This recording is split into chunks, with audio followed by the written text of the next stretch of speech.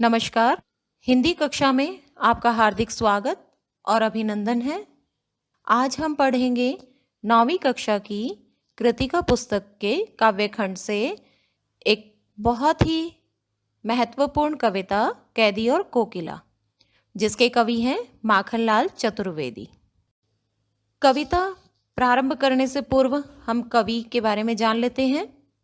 कवि माखनलाल चतुर्वेदी का जन्म मध्य प्रदेश के होशंगाबाद जिले के बाबई गांव में सन 1889 में हुआ। मात्र 16 वर्ष की अवस्था में वे शिक्षक बने। बाद में अध्यापन कार्य छोड़कर उन्होंने प्रभा पत्रिका का संपादन शुरू किया। वे देशभक्त कवि एवं प्रखर पत्रकार थे। उन्होंने करमवीर और प्रताप का संपादन भी किया। यहाँ पर जो ये नाम आए हैं करमवीर और प्रताप, ये भी पत्रिकाओं के नाम हैं जिसका संपादन कार्य माखनलाल चतुर्वेदी ने ही किया। सन 1968 में उनका देहांत हो गया। माखनलाल चतुर्वेदी जी की प्रमुख कृतियां हैं हिमकिरीटनी, साहित्य देवता, हिमतरंगिनी, वेणु लो गूंजे धरा आदि। उन्हें पद्म भूषण एवं साहित्य अकादमी पुरस्कार से सम्मानित किया गया है। माखनलाल चतुर्वेदी की रचनाएं राष्ट्रीय भावना से युक्त हैं। उसमें स्वतंत्रता की चेतना के साथ देश के लिए त्याग और बलिदान की भावना मिलती है। इनकी एक प्रसिद्ध कविता मुझे यहाँ पर याद आ रही है, जो कि त्याग की भावना से ओतप्रोत है। सुनिए। चाहा नहीं मैं सुरबाला के गहनों में गूथा जाऊं, चाहा नहीं प्रेमी माला में बिंद प्यारी को ललचाऊं, चाहा नहीं सम्राटों के शव हे हरि डाला जाऊं, चाहा नहीं देवों के सिर चढ़ूं भाग्य पर इठलाऊं। अब वो मालिकों के फूल कहता है, मुझे तोड़ लेना वनमाली, उस पथ पर तुम देना फेंक, मातृभूमि पर शीश चढ़ाने जिस पथ जावे वीर अनेक। तो इनकी कविताएं इतनी त्याग और बलिदान से ओतप्रोत हैं कि इन्हें एक भारतीय आत्मा के नाम से पुकारा गया। इन्हें जो उपनाम दिया गया, एक भारतीय आत्मा दिया गया, और उसी नाम से इन्होंने कविताएं भी लिखी हैं। वे कवि कार्यकर्ता थे और स्वाधीनता आंदोलन के दौरान कई बार जेल में भी गए। उन्होंने भक्ति, प्रेम और प्रकृति संबंधी अनेक कविताएं लिखी हैं। चतुर्वेदी जी की कविता में शिल्प की तुलना में भाव को अधिक महत्व दिया गया है।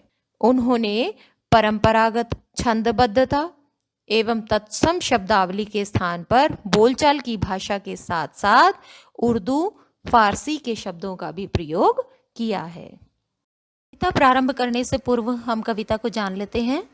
कैदी और कोकिला कविता ब्रिटिश उपनिवेश के शोषण तंत्र का बारीकी से विश्लेषण करती हुई लोकप्रिय कविता रही है। मतलब इस कविता में कवि ने ये दर्शाया है कि जो भी स्वतंत्रता के लिए आवाज उठाते थे, अपनी आज़ादी के लिए आवाज उठाते थे, उन्हें जेल में बंद कर दिया जाता था।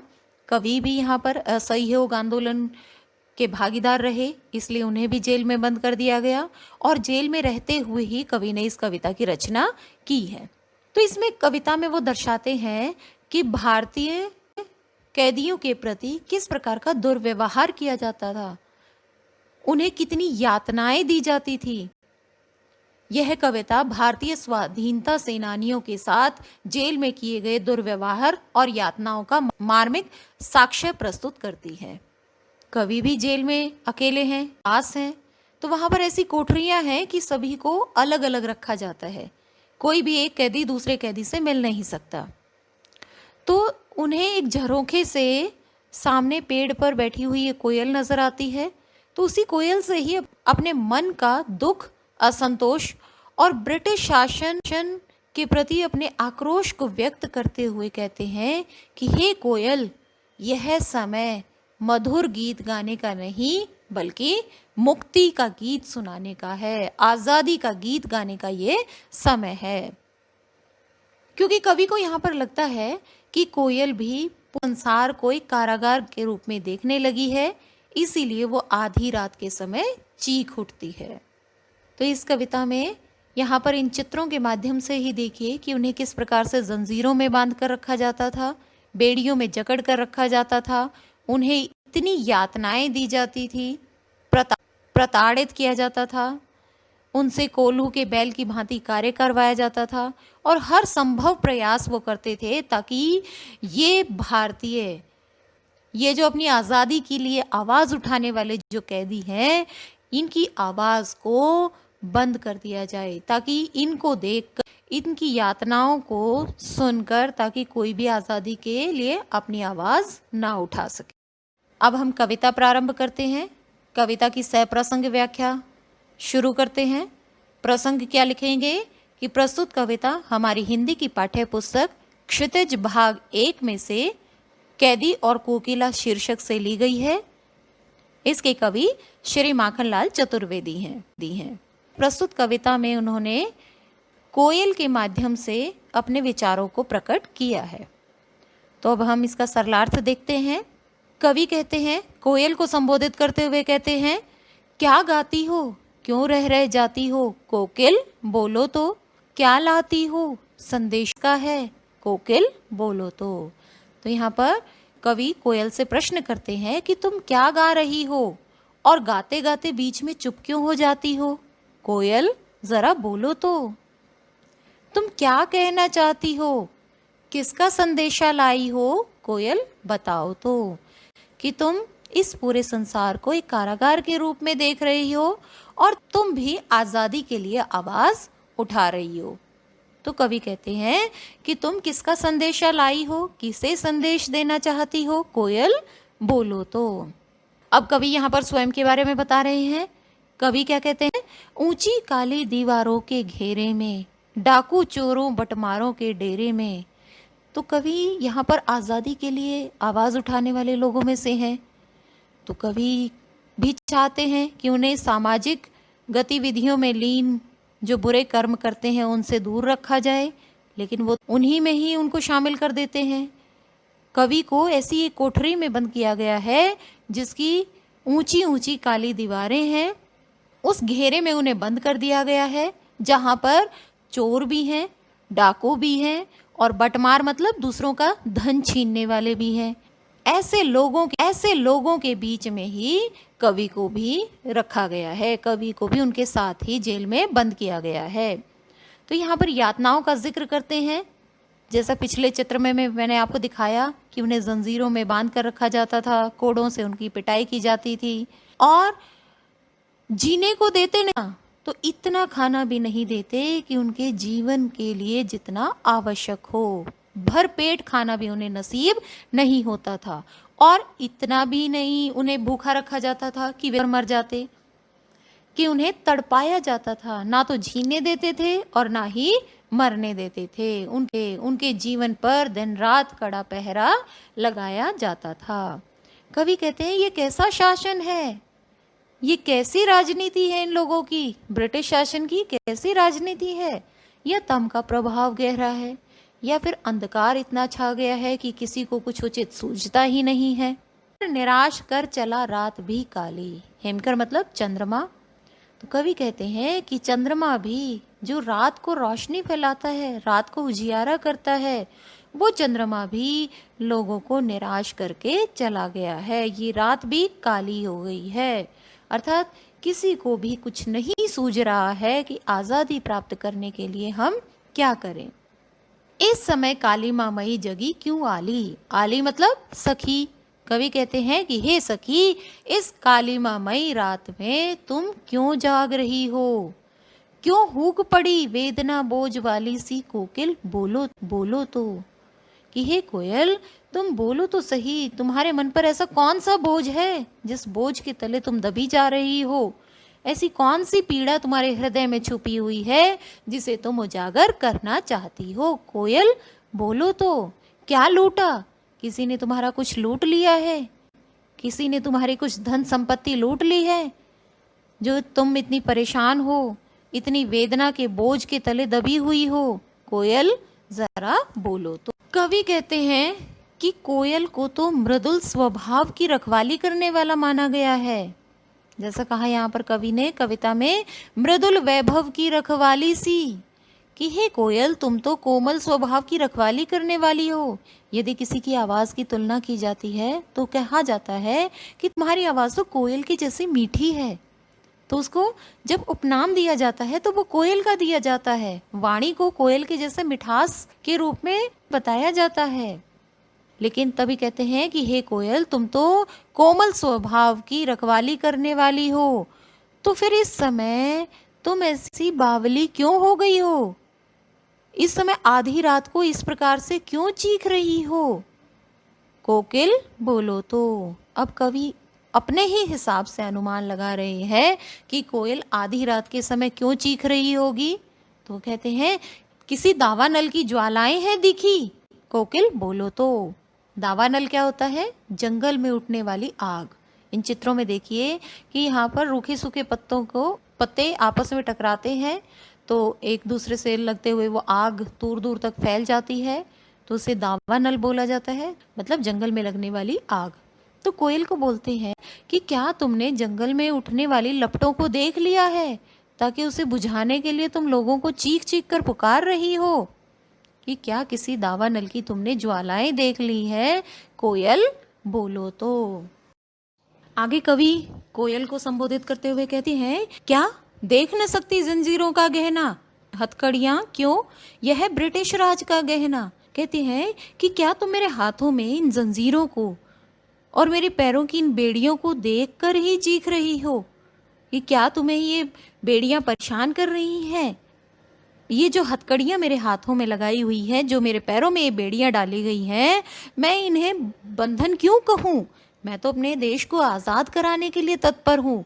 मैंने तो ये अपने देश को आज़ाद कराने के लिए पहनी है, तो इसीलिए मैं इसे ब्रिटिश राज का गहना ही संबोधित करना चाहूँगा। मैं इन्हें हथकड़ियाँ नहीं बल्कि ब्रिटिश राज का गहना कहना चाहता हूँ।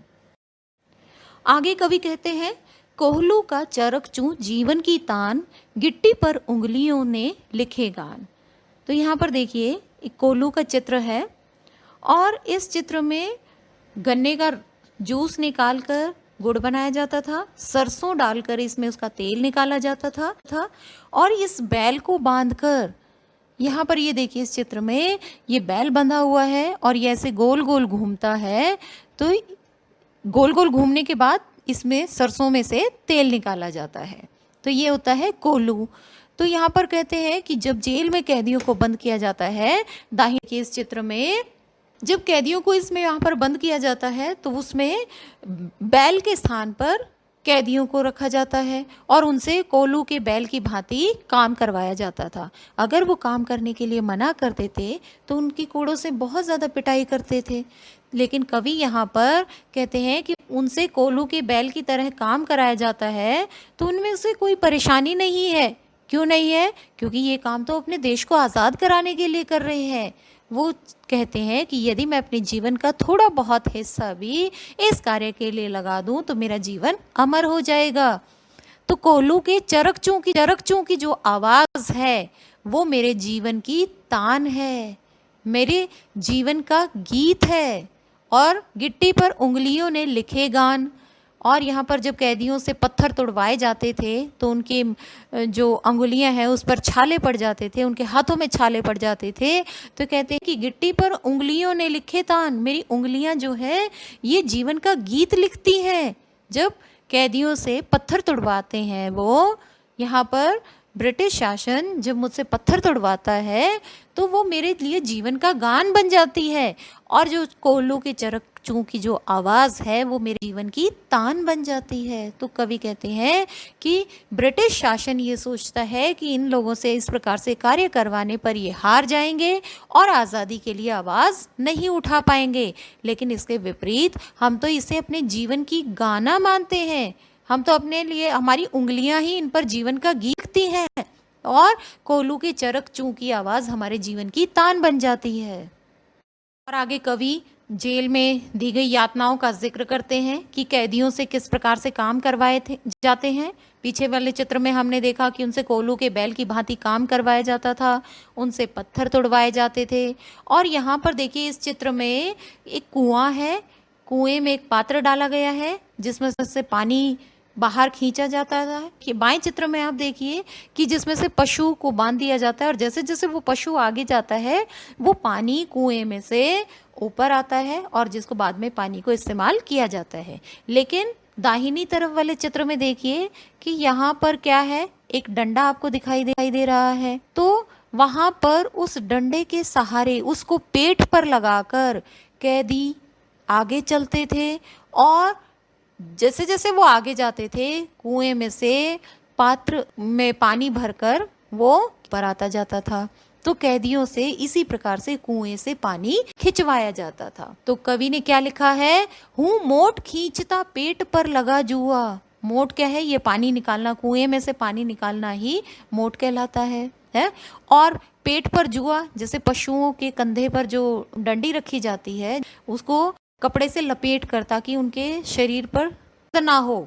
कवि कहते हैं कि मैं पेट पर जुआ बांधकर मोट खींच रहा हूँ, अर्थात कुएं में से लगातार पानी निकाल रहा हूँ। और ब्रिटिश शासन ये सोचते हैं कि इन लोगों को जितना परेशान किया जाए उतनी जल्दी ये हार मान लेंगे, लेकिन मैं ब्रिटिश शासन की अकड़ रूपी उस कुएं को खाली कर रहा हूँ, कि मैं उनकी इन धारणाओं को निरस्त कर रहा हूँ, उनकी इन योजनाओं को ध्वस्त कर रहा हूँ। वो चाहते हैं कि इन्हें परेशान करने से हम भारतीय टूट जाएंगे, लेकिन ऐसा नहीं है। ये हमसे जितना काम करवाएंगे उतने ही साहसी हम बनते जाएंगे और हम ब्रिटिश शासन के इस अकड़ रूपी कुएं को लगातार खाली करते जाएंगे। आगे कवि कहते हैं, दिन में करुणा क्यों जगे रुलाने वाली, इसीलिए रात में गजब ढा रही आली। तो कवि कहना चाहते हैं कि दिन में तो बहुत सारे पक्षियों की आवाज़ सुनाई देती है, तो कोकिल क्या तुमने यही सोचा दिन में तुम्हारी इस आवाज़ को, इस कारुणिक आवाज़ को, मन में करुणा जगाने वाले इस आवाज़ को कोई नहीं सुनेगा, इसीलिए तुमने रात को चुना है? क्योंकि रात तो शांत होती है, रात में तो सभी सो रहे होते हैं और इसी शांत समय में अंधकार को बेध कर रो क्यों रही हो? अंधकार को चीरती हुई कोयल तुम क्यों रो रही हो? तो कवि कहते हैं कि दिन में कारुणिक भाव जागृत नहीं होंगे, क्योंकि उस समय तो कोयल के साथ साथ बहुत सारे पक्षियों की आवाज़ सुनाई देगी। तो इसीलिए हे सखी, आली मतलब हे सखी, तुम रात में क्यों गजब ढा रही हो और इस शांत समय में अंधकार को चीरती हुई रो क्यों रही हो कोयल, बोलो तो, कि ऐसा क्या कारण है कि तुम इस प्रकार से इस शांत समय में रात में रो रही हो कोयल, बोलो तो। और चुपचाप मधुर विद्रोह बीज इस भांति बो रही क्यों हो कोकिल, बोलो तो। कवि कहते हैं कि तुम शांत भाव से मधुर विद्रोह रूपी बीजारोपण क्यों कर रही हो, क्यों इस प्रकार से बीजों को बो रही हो कोयल, बोलो तो। कवि को यहाँ पर ये लगता है कि दिन में जब कोयल बोलती है तो उसके भाव कारुणिक नहीं होते हैं, वो करुणा के भाव जागृत करने वाली वो जो उसकी ध्वनि है वो ही गजब ढा रही है, वो रात में ही गजब ढा रही है। और रात में सभी जब सो रहे होते हैं उस शांत समय में अंधकार को चीरती हुई उस कोयल की आवाज़ सुनाई दे रही है। तो कवि को ऐसा लगता है इस रात में वो मधुर विद्रोह रूपी बीजारोपण कर रही है। आगे कवि तुलना कर रहे हैं, कोयल से स्वयं की तुलना कर रहे हैं। कवि क्या कहते हैं, काली तू रजनी भी काली, कि तुम तो पूरी की पूरी काली हो, रात भी काली है, शासन की करनी भी काली। तो यहाँ पर इस ब्रिटिश शासन के द्वारा जो कार्य किए जा रहे हैं वो भी काले हैं, काले संदर्भ में अर्थात बुरे हैं। काली लहर कल्पना काली, ये जो लहर उठी हुई है ब्रिटिश शासन की ये भी काली है, लोगों की कल्पनाएं भी काली हैं, मेरी काल कोठरी भी काली है, टोपी भी काली है, जो कंबल ओढ़ा हुआ है वो भी काला है, और इन्होंने मेरे हाथ और पैरों में जो जंजीरें बांधी हुई हैं वो भी काले हैं। और उस पर जब पहरेदार की हुंकृति मतलब पहरेदार की हुंकार जब सुनाई देती है वो भी किसी सर्पिनी की भांति काली ही है, तिस पे गाली है काली। और उसके बाद इन लोगों के द्वारा जो अपशब्द प्रयोग किए जाते हैं वो भी गाली के समान ही लगते हैं। कि हे सखी आली, यहाँ पर कवि कोयल को सखी संबोधित करते हैं। कवि कहते हैं कि हे सखी, उस परवीन पहरेदारों की जो हुंकार है, पहरेदारों की जो आवाज़ है, जो हमें याद दिलाती है कि हम बंधन में हैं, हम अपने ही देश में गुलाम बन गए हैं, उस पर भी उनकी जो हुंकार है, पहरेदार की हुंकार हमें गाली के जैसी लगती है। इस काले संकट सागर पर मरने को मदमाती कोकिल बोलो तो। कवि कहते हैं कि इस काले संकट रूपी सागर पर मरने के लिए मतवाली क्यों हो रही हो कोयल, जरा बोलो तो। अपने चमकीले गीतों को क्यों कर हो तैराती, कि तुम्हारा तो स्वर मधुर है, तुम तो कोमल स्वर की रखवाली करने वाली हो। कि हे कोयल, तुम तो मधुर गीत गाने वाली हो, तुम तो मृदुल वैभव की रखवाली करने वाली हो, तुम्हारे तो कंठ में मीठे स्वर ही शोभा देते हैं, तो अपने इन चमकीले गीतों को क्यों कर रही हो कोयल, बोलो तो। अब कवि यहाँ पर स्वयं की तुलना कोयल से कर रहे हैं। कहते हैं कि तुझे मिली हरियाली डाली, कि तुम्हें तो रहने के लिए हरी हरी डालियाँ मिली हुई हैं, और मुझे नसीब कोठरी काली, कि मेरे नसीब में तो ये काली कोठरी ही है। तेरा नभ भर में संचार, कि तू तो सारे आसमान में घूम सकती है, विचरण कर सकती है, जब चाहे जहाँ चाहे उड़कर एक पेड़ से दूसरे पेड़ पर जा सकती है, इस पूरे संसार में, इस पूरे आसमान में चक्कर लगा सकती है। मेरा 10 फुट का संसार, लेकिन मेरे लिए तो ये 10 फुट की काल कोठरी ही मेरे लिए पूरे संसार के जैसी है। तेरे गीत कहावे वहा, रोना भी मेरा गुनाह। जब तुम गीत गाती हो तो इतनी मधुर आवाज में गाती हो कि लोग खो जाते हैं, और तुम्हारे गीतों को सुनकर, तुम्हारी मधुर आवाज को सुनकर लोग वाह करते हैं।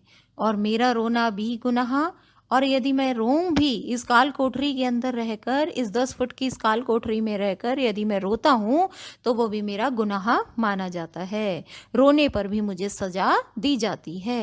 देख विषमता तेरी मेरी, तिस पर बजा रही रणभेरी। कि ये तेरी और मेरी, अर्थात कोयल की और स्वयं कवि की इस विषमता को देखकर कवि कहते हैं कि हे कोयल, कि तू मेरी और तेरी इस विषमता को देखकर उसके बाद भी रणभेरी अर्थात होता है युद्ध का ऐलान करना, कि युद्ध भूमि का बिगुल बजा रही हो, अर्थात तुम भी इस स्वतंत्रता के लिए आवाज उठा रही हो।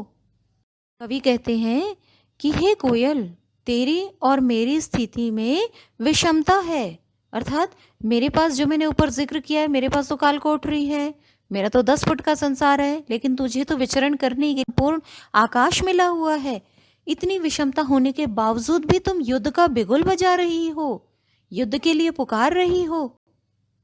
आगे कवि कहते हैं, हे कोयल, तुम्हारी इस हुंकृति मतलब तुम्हारी इस हुंकार पर अपनी कृति से और कहो क्या कर दूं, कि मैं अपनी कृति में और किन शब्दों को जोड़ सकता हूँ। तुम मुझे बताओ, तुम ये जो रणभेरी बजा रही हो, इस संदर्भ में मैं अपनी कविता में और किन किन शब्दों को शामिल कर सकता हूँ। कोकिल बोलो तो, मैं अपनी रचना के माध्यम से किन किन लोगों में जोश भर सकता हूँ, कोयल बोलो तो सही।